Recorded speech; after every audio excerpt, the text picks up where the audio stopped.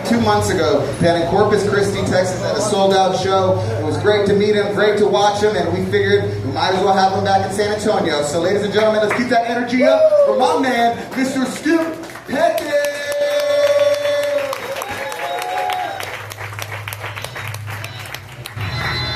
All right. What's up, San Antonio? How the hell are we, people? All right. Everybody doing all right tonight? Fantastic. Glad to hear that. Well, I'm going to be honest with you right off the bat, ladies and gentlemen. Unlike most comedians, you know, I didn't always have dream and admirations to be up on the stage with a microphone attempting to tell folks jokes. No, you see, when I was younger, ladies, I wanted to grow up and be a Chippendale dancer and shake my lady in front of the ladies for some money, some moolah, some greenbacks, some dinero. I see you watching, baby. Ah, yeah. But unfortunately for me, it turns out that I'm hung like a chipmunk. So that career really didn't quite pan out for me. So here I am on the stage with a microphone. It didn't make you fuckers laugh tonight. Are we having fun so far? All right, okay. Well, let's see, like the man said, you lovable wholesaler, Mr. Ryan Herrera. My name is Skip Petitt. I am from Corpus Christi, Texas. I am almost 59 years old. As a matter of fact, August the 7th, I will be 59. Thank you for the birthday. Oh, yeah, man. I am, like I said, I'm getting up there in age, but I like to think I got a few things still going for me, man. As a matter of fact, my eyesight's going, my knees are going, my back's going. Hell, the only thing that's not going, I'm happy to say, is my joints are good. Yeah, at my age.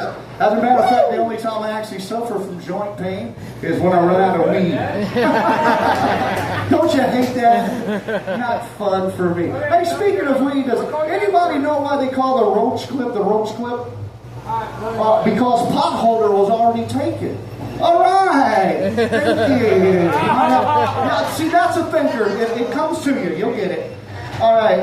Let's see here. Man, you know, speaking of pot, I smoke a lot of it, man, because I try to stay young, you know. Smoking pot keeps me young, y'all. Because, man, I used to be back in the day as a DJ, man, I was hip-hop and I was cool, you know. Hell, I was even down with OPP back in the day, you know.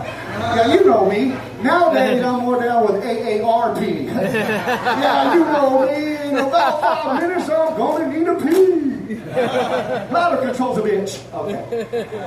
Anyway, let's see here, man. I'm so glad that I got a very supportive family, man. They love me. They're helping me out with this comedy venture. You know, I've been doing about, 2 years now, something like that. Not quite that. But they've been very supportive. At least they've been supported the very best way they could. See, they don't really know how to be super supportive. Like, for instance, when they know I got a show, they want to say stuff to me like, hey, man, get out there and break a leg. But they're afraid at my age, I just might do that. Hell, maybe even throwing a hip wide at it. Who knows? Yeah. Like I said, I do have a big family, a crazy family, man, a plethora of crazy fuckers in my family. Man, my great-grandfather Petitt, man, he was an inventor, y'all. He invented the electric toilet. Yeah, you sit on it, it'll shock the shit right out of you.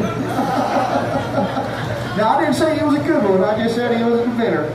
Now, I got a very cool aunt, man. I love my Aunt Julie, y'all. She's a very Catholic lady, and she also sleepwalks. So does that make her a Roman Catholic? Just asking for a friend, just wondering. Man, hey, by the way, I come from a big family of dog lovers, man. Matter of fact, my mom, she had a golden lab. My sister, she had a black lab, and my little brother, he had a meth lab. Oh yeah! And that fucker had one hell of a bite, I'll tell you. It struck up his fucking Winnebago. I know what I'm saying. Let's say here. Okay, now speaking of big family and sisters, y'all, I actually, believe it or not, I had 7 sisters. Man, wow indeed. That's a lot of estrogen, ladies and gentlemen. Hey, by the time all these ladies hit puberty, me and my little brother, we went out and built a fucking bomb shelter, okay? Now, we didn't know when there was going to be explosions or who was going to explode or how many would explode at once, but we knew there'd be fucking explosions. So we got the fuck out of there. Man, I tell you, I tried my damnedest not to piss these girls off because I knew if I did, They were gonna hop on their minstrel cycle and run my ass right the fuck over. These bitches were not playing at all. Matter of fact, growing up for at least 17 years of my life, I thought PMS actually stood for Psycho Mean Sister. Because mine were. I mean, I can't tell you how many times I actually felt like Snow White and they were the 7 menstruating dwarfs. You know, there was bitchy and moody and bossy and crampy and whiny, and of course there was Flo. Oh, and that bitch ran the show. Oh, at least 1 week out of each month that bitch was there. I ain't lying. And I knew when I really was pissing them off because they'd start singing their silly ass song. They would be like, we flow, so bitch and we will go. So hide your face in your bomb shelter place. We flow. Ooh, those bitches were crazy. Now I don't know for sure, folks, if those girls back then they listened to NSYNC, but I know for a fact that their periods got NSYNC. That's why by the time I graduated from high school, my ass went bye. I got the fuck out of there. I joined the military, and I figured that was a great landing spot for me. Hell, shit, I already damn served under the bitch brigade, 24-hour bitch brigade for at least 10 years of my life. I was battle tested and war ready. I'm ready to go, y'all. Oh yeah. All right, now enough of those bitches. Let's talk about another one. Can we talk about my ex-wife a little? Hey, I don't want to roast her or anything. I just want to burn her a little bit. You know, I still love that woman to this day. You know, I still love her. You know, matter of fact, you know, I just like to get out in front of complete strangers every once in a while and think about the bitch a little. Takes me to my happy place, y'all. Yeah. Now, speaking of happy, y'all, I really thought we were, man. I mean, all the way down to the very D-I-V-O-R-C, bitter fucking end, happy. You know, because the way I personally saw it, sir, if it wasn't for the simple fact that I'm a pot-smoking, irresponsible, go-wagging, feet-dragging, undriven, broke-ass bastard, and she turned out to be a money-grubbing, self-centered, materialistic man, and I want to have sex with my ex-brother-in-law back in this trailer while studying for both. We'd probably still be together today. Oh, no, the fuck we wouldn't. No. Now, I know I'm being a little bitter, and y'all, and I'll tell you why the bitterness is still there. You know, it's been 25 years. But see, let me see here. One day out of the blue, you know, oh yeah, there we go. I know where I was going now. After we had our 3rd child, that's what I'm trying to say.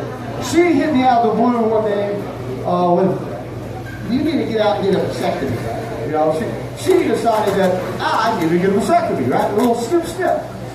Yeah, I'm up here neutered like a fucking dog, y'all. Rut roll, raggy. Now, I took it like a man. I was still in love. I was married. So I got those snips on. Now, here's where the bitterness comes in, y'all. It was just 8 months, sir, after the snip, she hits me with, I want a divorce. What? Really, bitch?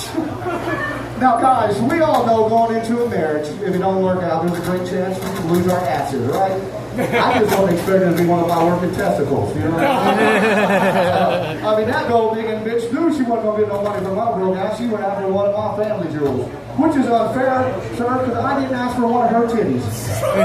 Even though you got to put them both together to make a good one, I did not ask, because that would have been fucked up, you know? Yeah. Now, when I say this lady was flat as a board, folks, she was flat and I got fucking bored, okay? Yeah. I should have known her and I wasn't going to make it either. There were signs. I should have seen them coming, man. Like, for instance,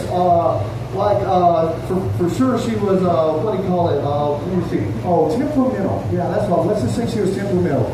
She had a hell of a temper and very fucking mental, okay? Yeah, very much so.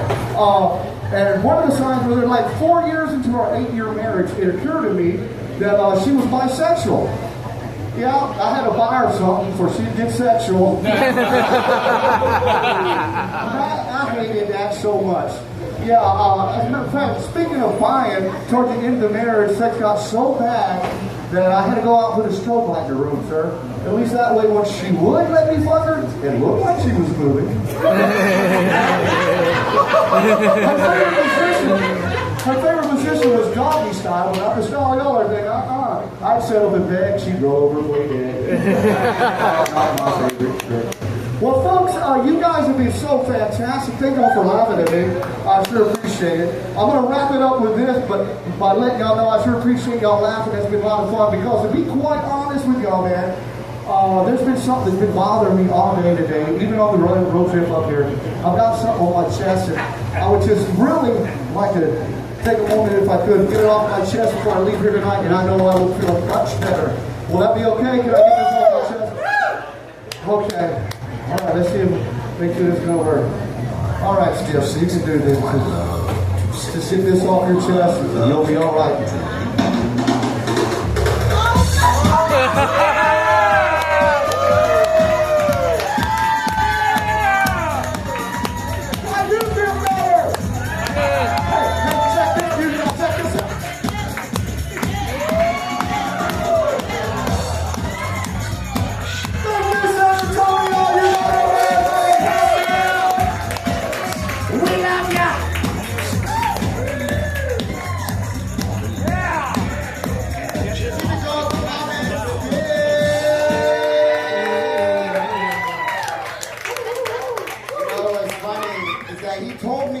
He had told me that he was going to take off his shirt, but I didn't expect to get that excited about it. So, man, dude, that really got me fired up.